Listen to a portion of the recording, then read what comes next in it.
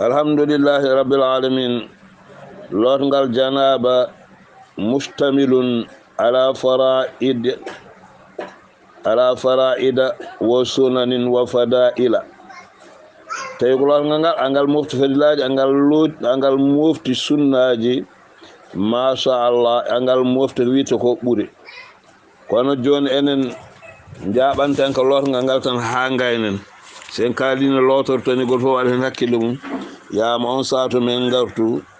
e ko wiite ko alhamdulillah ɗum ɗo fadilaji, ɗum ɗo sunnaji, ɗum ko ɗum, si tawi wawi hedde.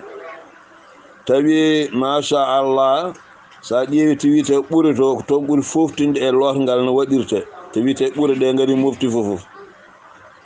masha Allah, ko addi fof a lootat juuɗe ma ko adi nde nannata juuɗe e gendukel ngel. Sa nanni juuɗe ma ko adi nde nanta juuɗe ma e gendukel ngel, noon on saha masha Allah, caggal nde mbiɗa bismillah puɗɗoɗa loodde ma ala badinihi minal aba, o looto ko woni e ɓandu makko e soɓe o walla salte walla toye ɗe takki ɗo e ɓandu ndu. Kalɗo hunde takke e ɓandu ndu hakkude wudde koppi, o ittu ɗum. Se takki banggue goɗɗo kadi o itta ha laaɓa, o yanne kam toye iinoɗe makko nde ko wiite ko desdiral janaba ngal, so hoyɗiti walla no ko ummino e makko ko takke ɓandu o ittu ɗum. Ɓuuri hewde wonde ko hakkude wudde koppi, ɗon ɓuuri hewde ñaawede. So waɗi ɗum refta o salligo timmuɗo no salligto julni, kono marata tan ko gotol o fiɓa anni ɗon ɓamtude e ɗen teɗɗo salligtoɗe masha Allah, lorgol hakkude wudde koppi ene ko nandi hen, o fiɓa anni hen ɓamtude ko wiite ko janaba e ɓandu makko, o fiɓa ɗum. So itti hakkude wudde koppu makko masha Allah, o lawƴi ha laaɓi, o salligimo gotol o ƴetta ndiyam ifadatul ma, o ƴetta ndiyam o yuppu ɗum ala ra'asi hewre makko salasan laabi tati. mbiɗen o soɗima juuɗe ha laaɓi, o lawƴi hakkude wudde koppu, o salligimo gotol o ƴetta ndiyam o yuppe hoore nde, o ñen ndiyam jogu makko ha juuɗe makko ɗi o yuppe hoore nde laabi tati. Tawi ke lassasne kadi hattama yo waɗa noon tan laabi tati, omo yigga. Summa refti si laabi tati timmi, o waañe ndiyam ala siqqi hil aymani, banggue makko ñaama o waañe hen ndiyam qablal aysari, ko adi ndo hata banggue nano. Banggue neɗɗo sa ƴeewi, sa ƴetti e goddol makko a diidi hakkude becce birɗe ɗe ɗe kawruɗo hay tawi wuddu feewi less nawol koyngal ñaamal, banggue hoɓɓindu to hoore to rewi norol keesi, ɗum ɗo wiyete banggue neɗɗo feccere nde ɗo ñaamal nde, o ƴetta nden hande gas o fuɗɗo abbade banggue nano. Tawi kadi sombo waɗ ɗum yo tinno no moƴƴi masha Allah, yo ƴettu bil a aali ko ɓuuri towde e ɓandu ndu banggue ñaamo ha yetti o less qablal asafil, ko adi ndo ƴettoyte less o waɗi o. So ƴetti do mbawi nawde ha o sooma koppi ɗi, o ƴetta nano o ha o sooma koppi, o ruttuno ñaamo o jippino ha peelo jarta peɗel, o arta nano ngo o jarta peɗel. masha Allah, wondude masha Allah, famɗinde ndiyam ɗam mbaɗamo waɗata hen. So hay se ma en wiya ya famɗin ndiyam ke hen jaake ɓuure he jeeya masha Allah. Kono ko famɗata ko fof de yataw aɗa ñiñƴini, ko mbatta ko yataw aɗa laɓɓini. Alhamdulillah rabbil alamin. Mbiɗen lotngal sa waɗiri hondani timmi, a anniyima, a soɗima juuɗe ma, a lawƴi hakkude wudde koppi masha Allah, salligima gotol a ñappi ndiyam e hoore nde laabi tati, a faltima banggue ñaamo o, a nawi ha jippini less, a addi banggue nano a jippini less masha Allah, a jarti piɗe juuɗe koyɗe. Alhamdulillahi rabbil alamin. E wayno lotngal ma e timmi. Heddi ɗo joni ko kalɗen ko ene mofti farilaji, ene mofti sunnaji. Si tawi wonde welede Allah, men garoy hen mbiyen ɗum ɗo farilaji, ɗum woni sunnaji. Alhamdulillahi rabbil alamin. Eɗen cikki ko sohna Mariam Nafisa kan namɗa ko won hen ko kala ganduɗo, so haali hunde anda tan andi. Mbiɗa so are maaya, o fiɓe anniyamo loto o naati nder ndiyam muti,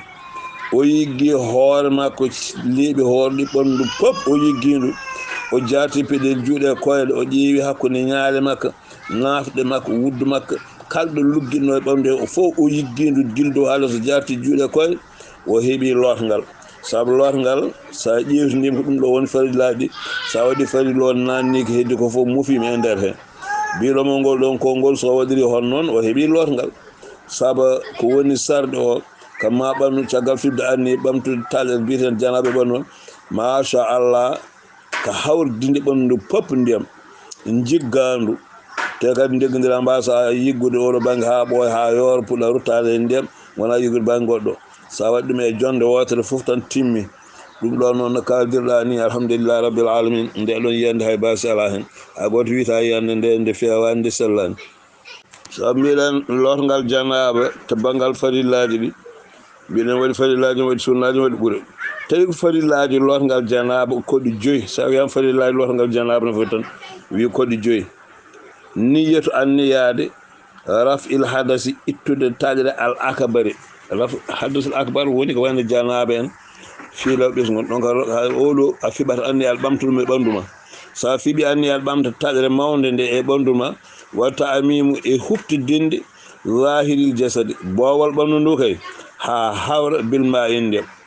waddal ko yiggude wa tahlilu saari e jartude peeɗi e jartude suhluma ha leppa kay peeɗe juuɗe ma wolmo waɗatu e reggodirde woni mbaɗa lotngal ngal e nokku goto tan mbasa lotade feccere ɓandu jaaha minta tati nayi joyi garta mbiya kadi allo ala ko yo reggodir tan almo waɗata mbiɗo farillaji lotngal janaba ko joyi anniyade ɓamtude taƴre mawde e ɓandu ma mbiya goho huftidinde ɓandu foof ndiyam alhamdulillahi e yiggude e jartude leeɓi hoore e reggodirde jartugol ngol noon hay peeɗeli juuɗe koɗe fof jartete peeɗeli sonno ko salli wonno peeɗeli juuɗe koko jarte ko farilla kono koyɗe ɗe wona farilla kono tawi ko janaba kanji fof ɗi jartete ay waare sukkude guiɓ ha nguur feeñata sonno ko salli wonno machallah momata dow he tan kono aysi lotngal janaba waare nde sende sukku sende sewnode wawi waade fof kono jartetede ɗum woni jartugol leeɓi de ɗum ɗon paamen ɗum no moƴƴi laaji lotngal janaba machallah ko joyi tan anniyade ɓamtude taƴre mawde e ɓandu neɗɗo huftidinde ndiyam ɓandu ndu fofof machallah tamimu zahiril jasad yiggude woni dalku jartude leeɓi ɓandu siko hoore siko waare hay peeɗeli juuɗe koɗe koko jartete saabu sa wi huftidinde peeɗeli juuɗe koɗe hufni kono jartete saabu jartugol ngol woni yiggugol dalku o nawri jartude peeɗeli juuɗe koɗe ko dalku wiya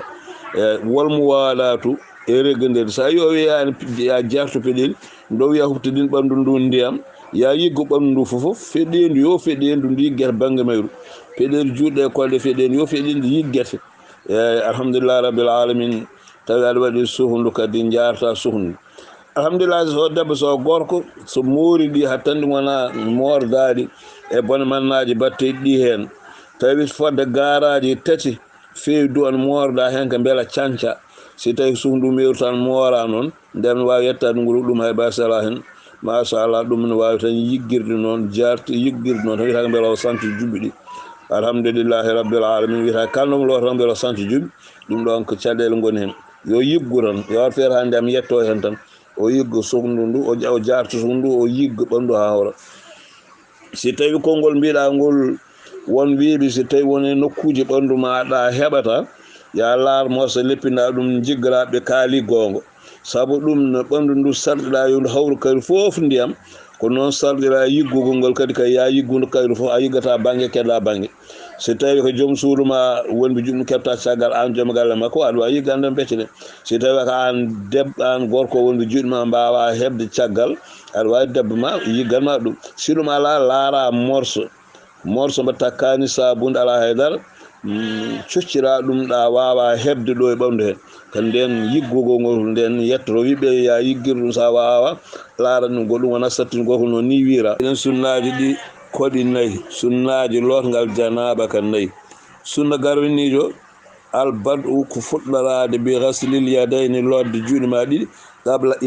idkhalihima fil ana ko siwo joguiɗa ko hen lotoɗa pacca ndiyam e juuɗe ma coɗɗaɗe laabi ɗiɗi juuɗe haade laaɓa kadi nde nannata wefƴade ndiyam e nder nokkuye ngel sunno goɗɗo ko masu simakhil usnani aysa loto janaba ko mbatta peɗeli ma guddi noppi ma ɗi mbala peɗeli ma aɗa yigga ɗum de ɗum ke sunnaji goɗɗo o ko almado madoto wufƴade ke sunnaji goɗɗo o ko al istinshaqu ko sorɓinade mbiɗen sunnaji janaba ko nayi fuɗɗorade lodde juuɗe ma ɗiɗi kadi nde nannataɗe siwo walla siko tumbude walla si feere kadi nannata juuɗe ma hen coɗɗa juuɗe ɗiɗi hay soko robine sood juuɗe ɗiɗi tan ko adi ɗum koye sunnaji ha meska guddi noppi ma ɗum ke sunnaji wufƴade ke hen machallah wal istinshaqu machallah e surɓinade ndiyam para ndiyam ɗam yalta ɗum ɗon ke sunnaji heeja alhamdulillahi rabbil alamin yimɓe gandu ɗum machallah sa loto waɗa feere hakkude hinene jogui hunde nen ɗo wiyata ko yedde hinere kusel gonome ngel ɗon waɗa feere mbaɗa juuɗe ma coccaguel si tawi tinde ma ne waɗi ñorɓolli ɗi soccuɗi machallah si tawi woni ɓandu ma ɗo waɗi bitti woni ñongi walla ñorɓolli ɗum ne si tawi koɗe ma ne mbaɗi peƴƴi ceeki peƴƴi waɗa feere ha ndiyam naata hen no moƴƴi machallah tawi wudduma koko natto e nder en waɗi luggel waɗa feere nana feɗel ma e wuddu nattundu